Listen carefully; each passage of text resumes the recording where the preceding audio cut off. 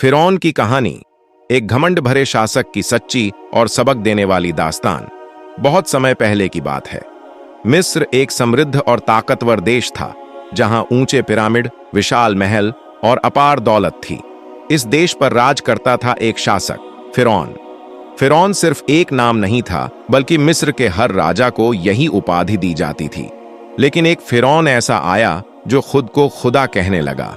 वह कहता, मैं ही तुम्हारा सबसे बड़ा रब, ईश्वर हूं। उसका घमंड आसमान छूने लगा। उसने लोगों से अपनी पूजा करवाई, उन्हें गुलाम बनाया, खासकर बनी इज़राइल नाम की कौम को, जो ईश्वर में विश्वास रखती थी। जुल्म की हद। वह बनी इज़राइल की औरतों को जिंदा छोड़ देता, लेकिन हर नवजात लड़के को मरवा देता, ताकि उनकी ताकत बढ़ न सके। लोगों पर भारी जुल्म और अत्याचार करता। ईश्वर का जवाब। तब ईश्वर ने भेजा अपना नबी हजरत मूसा असस। उन्हें आदेश मिला, फिरौन के पास जाओ और उसे कहो कि वह मेरे बंदों को आजाद करे। मूसा असस फिरौन के पास गए और कहा, एक सच्चा ईश्वर है, वही तुम्हारा और सारी कायनात का रचयिता है, उसकी इबादत करो।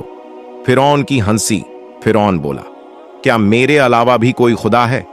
उसने मूसा आसस को जादूगर कहा और अपनी पूरी ताकत लगा दी उन्हें झूठा साबित करने में। मुआजिजा, चमत्कार। मूसा आसस ने अपनी लकड़ी को जमीन पर फेंका और वो एक विशाल सांप बन गई, जो फिरौन के सारे जादूगरों के करतबों को निगल गया।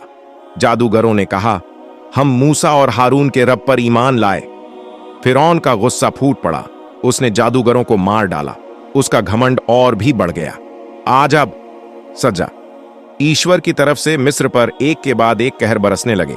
तूफान, खून की बारिश, टिड्डियां, अंधेरा, बीमारी और भयंकर अकाल। लेकिन फिरौन ने न झुका न सुधरा।